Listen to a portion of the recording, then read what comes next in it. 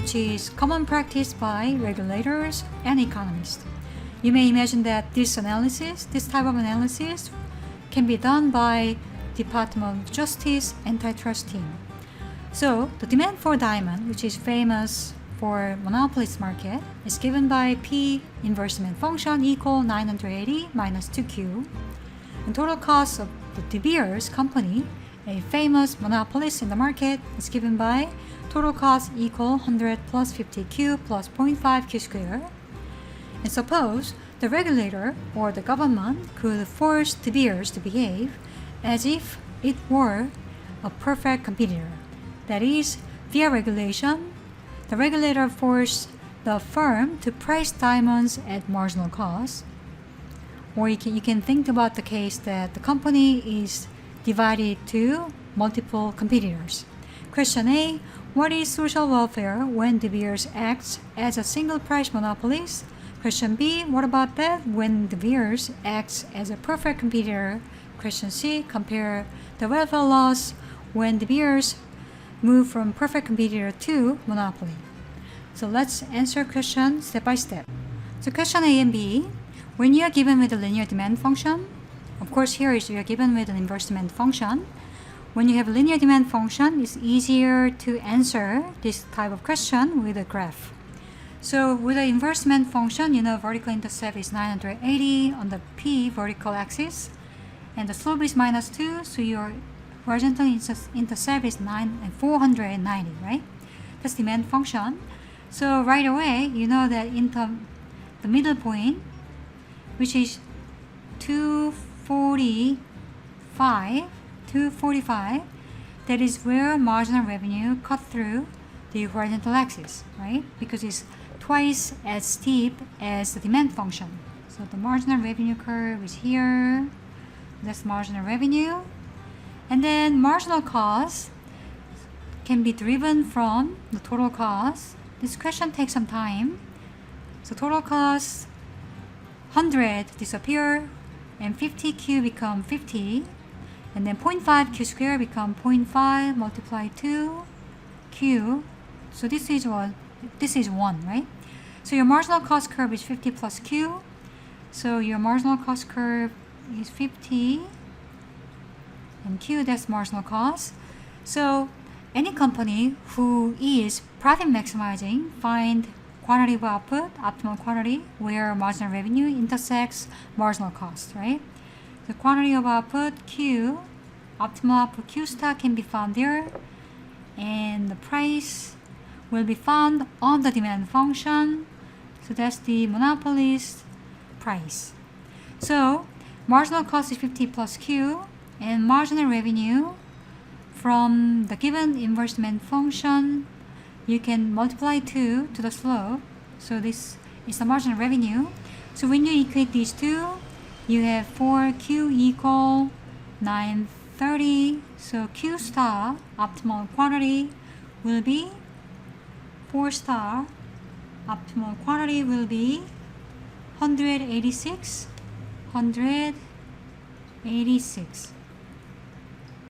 And once you found Q 186, you plug in this to not to marginal revenue, right?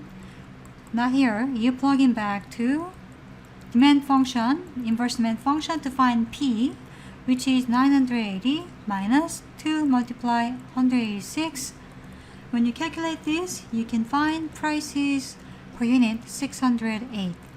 So this will be 608. This will be 186, right? So then what do you need to do? And then here, maybe we can find this intersection point on the vertical axis.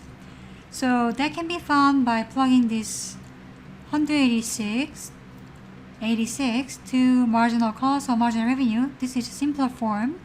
So 186 plus 50, you can find this point will be 236. And then when you find social welfare, which is consumer surplus, so any area below the demand above price, that will be consumer surplus, and any area below the price above the marginal cost up to the quantity traded, this will be produce a surplus, right? So you have to find the size of this area, and you can find it. So consumer surplus, the size of triangle, so the height is 980 minus 608, and the width is the quantity Q star, which is 186, and you divide by 2, then you'll find the size of consumer surplus is 34,596. Then what about producer surplus? So you have this trapezoidal area, right? So when you have it, these are basically sum of two triangles. So you can add these triangles together, or convenient way will be adding up these two parallel lines length and multiply with the width and divide by 2. So I can say 1/2, the length is again 180, the width is again 186. So as both triangles share this width, right? And the sum of these two will be 608 minus 236. So that's this length, right? Plus 608 minus 50, which is the length in the left hand side here. So if you calculate that, so this summation is multiplied with this term, then you can find out producer surplus is equal to 86,490. So adding up these two, you'll get social welfare, right? So that will be $121,086. That's social welfare under monopolist. Alright, question A was the most difficult question for this problem, number 9. And question B, what if the De Beer acts as a perfect competitor? Then basically, marginal cost, so you remember the marginal cost equal price, so that will be, which is according to market inversement function. So P equal MC, that's the perfectly competing firm's quantity decision for profit maximization, right? So basically, P is given by inversement function, and you're equating to marginal cost. So that intersection occur here as we see the equilibrium in perfectly competing market, right? And this marginal cost curve is same as supply function, right? So here, when you find the intersection, so P equal was given as 980 minus 2Q, and marginal cost curve we already found that as 50 plus Q. So you can find Q equal 980 minus 50, which is 930 divided by 3, which is 310. So 310 is the quantity for perfectly competing firm, right? And the price there, you can find it by plugging back to marginal cost curve, right? Because that's equal to the price. So 50 plus Q, 310, you have 360. So here I have 360 as perfect competition price, and output, which is QP at 310.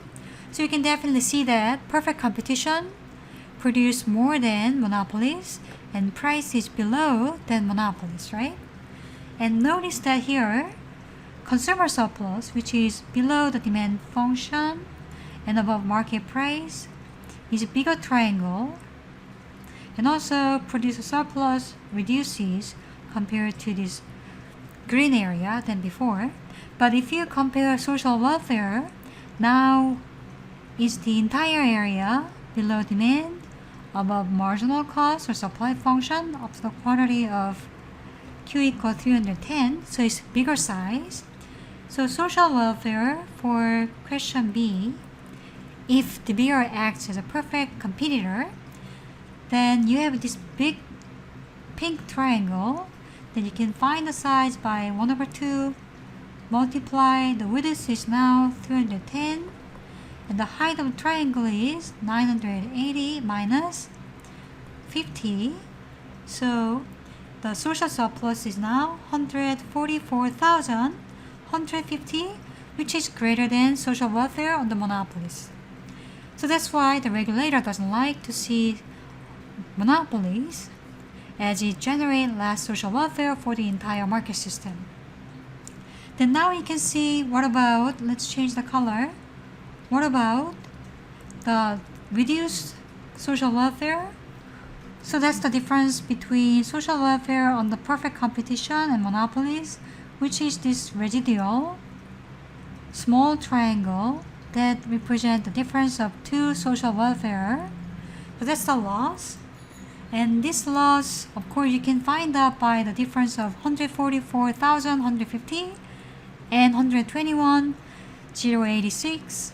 So if you look at the change or difference of social welfare between these two market structure, you can find out is $23,064, which we call deadweight loss.